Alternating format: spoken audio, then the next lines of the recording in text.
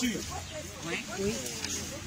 Il y a 15 ans, nous votions pour le référendum sur le traité établissant une constitution pour l'Europe. À une large majorité, le peuple français a voté un indiscutable non à la Constitution européenne avec 54,67% de suffrages exprimés.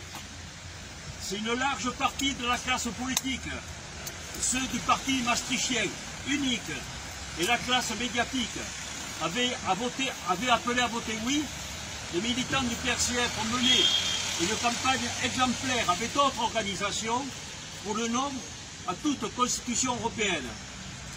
Le caractère totalitaire de l'Union européenne, de cette construction antisociale, instrument de la dictature de la classe capitaliste qui renforce l'exploitation des travailleurs, dictature qui a permis au parti maastrichtien unique de facilement s'asseoir sur le nom majoritaire des Françaises et des Français.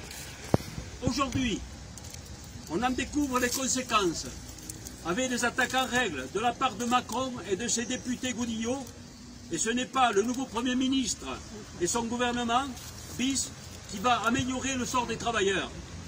Sous couvert de relance de l'économie, Macron et Castex vont poursuivre et accélérer le démantèlement des services publics et les droits des travailleurs. Ils vont poursuivre la casse du programme du Conseil national de la résistance et davantage soumettre la France au diktat de l'UE. Macron et l'oligarchie antinationale qu'il incarne sont vraiment prêts à tout pour détruire l'indépendance de notre pays et plus généralement pour piétiner les valeurs démocratiques et républicaines que symbolise le 14 juillet. Pas seulement le 14 juillet 1789, date de l'emblématique de la Révolution française et de sa signification universelle, mais le 14 juillet 1935, à l'occasion de laquelle fut proclamé avec une forte dimension patriotique anti-hitlérienne le Front populaire antifasciste à l'occasion du meeting du stade de Buffalo à Paris, ainsi que le 14 juillet 1945, qui fut une immense fête populaire célébrant la libération du territoire national et appuyant le programme émancipateur du CNR intitulé « Les Jours heureux ». Plus que jamais, en ce 14 juillet 2020, 231e anniversaire de la Révolution française, nous appelons à combattre le principe même d'une armée européenne intégrée à l'OTAN, tout en stimulant comme jamais le réarmement de l'impérialisme allemand devant le principal chef de file de l'Union européenne, tout en piétinant la décision historique de Charles de Gaulle de sortir la France du commandement intégré de l'OTAN en 1966. La mise en place de cette armée signifierait l'arrêt de mort du principe même d'une défense nationale que nous souhaitons exclusivement dédiée à la protection du territoire national, à l'exclusion de toute menée expansionniste et de toute besogne répressive à l'encontre du peuple français. En outre, l'application de l'armée française dans une armée européenne, arrimée à l'OTAN, constituerait un pas supplémentaire vers l'implication de la France dans les guerres impérialistes fomentées par Washington, comme toutes sortes de peuples ciblés par les États-Unis, à commencer par le peuple russe, qui au premier chef brisa l'Allemagne nazie et son invincible Wehrmacht lors de la contre-offensive qui mena l'armée rouge de Stalingrad à Berlin.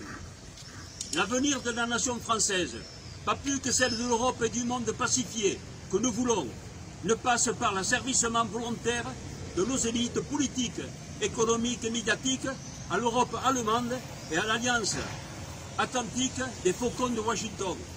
La sauvegarde de la paix passe au contraire par la résistance populaire la plus large à l'euro-désintégration atlantique en cours de la France. De sa langue sacrifiée au tout anglais, des conquis sociaux, de la résistance, du service public nationalisé, de l'idée même d'une république unie et indivisible, aujourd'hui débitée en euro-région, à l'allemande, et par la défense de tous les pays et de tous les continents du monde, ce que nous voulons, c'est une république française sociale, souveraine, démocratique et fraternelle. Je vous remercie. chers amis et camarades, le 14 juillet, c'est la fête nationale. Jour férié qui nous rappelle surtout la Révolution française, celle des Lumières, et qui a voulu abolir les privilèges et instaurer la République dont la devise est liberté, égalité, fraternité. La République française ressemble aujourd'hui à un fantôme qui ne vote plus, laissant la place à ceux qui, par dégoût d'une société individualiste dans laquelle, se sentant exclus, votent pour le RN.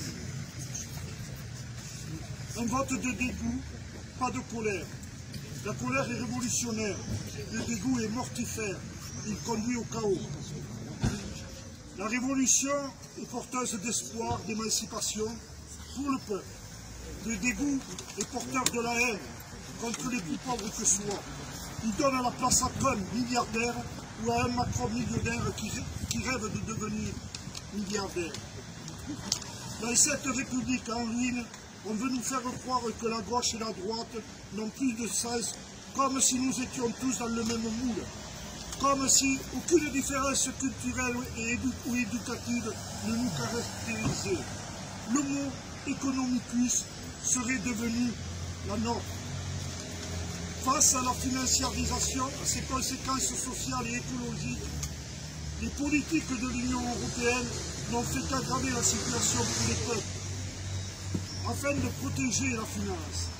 Face aux résistances populaires à l'austérité, l'UE est devenue une machine de guerre contre la démocratie. Le niveau de défiance populaire est tel que l'idée même d'une coopération régionale devient difficile. Le Brexit, la montée des extrêmes droites et des forces démagogues populistes en témoignent. Pourtant, l'échelle européenne pourrait être un niveau efficace pour combattre les forces de l'argent, organiser mondialement et relever les grands défis mondiaux.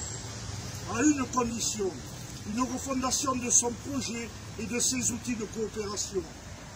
C'est à cela qu'un gouvernement de gauche en France résolument anti-austérité devrait œuvrer en utilisant l'influence de notre pays, en s'alliant au gouvernement et sociétés civiles qui combattent les logiques actuelles en provoquant les ruptures nécessaires.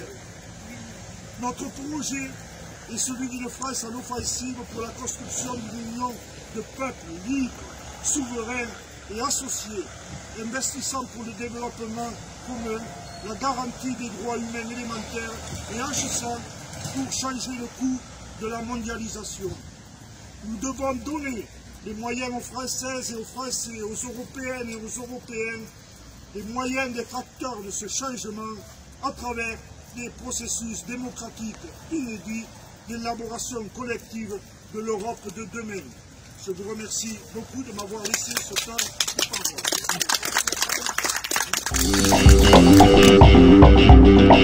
parole.